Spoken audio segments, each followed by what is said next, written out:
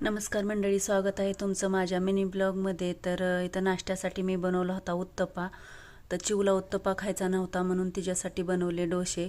तर घरात 3च माणसं आहेत पण तिघाचे 3 नखरे असतात। तुमच्या पण घरात असंच असतं का? नक्कीच कमेंट करून सांगा।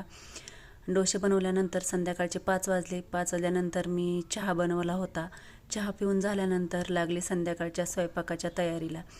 स्वयंपाकामध्ये मी अंड्याची भाजी बनवली होती चिवच्या पप्पांसाठी। आता मी काही नॉनव्हेज खात नाही म्हणून माझ्यासाठी शेपाची भाजी बनवली होती सुकी। त्यानंतर मटकीची उसळसुद्धा बनवली होती आणि बाजरीच्या गरमागरम भाकरी बनवल्या होत्या। आणि बाजरीची भाकरी, शेपाची भाजी, मटकीची उसळ आणि जवसाची चटणी, परत लोणचं, असं संध्याकाळचं आमचं हलकं फुलकं जेवण असतं। राईस नव्हता केला मी, कधी करते कधी नाही, तसं काही नसतं। तर व्हिडिओ आवडला असेल तर नक्कीच लाईक, शेअर, सबस्क्राईब करा। धन्यवाद।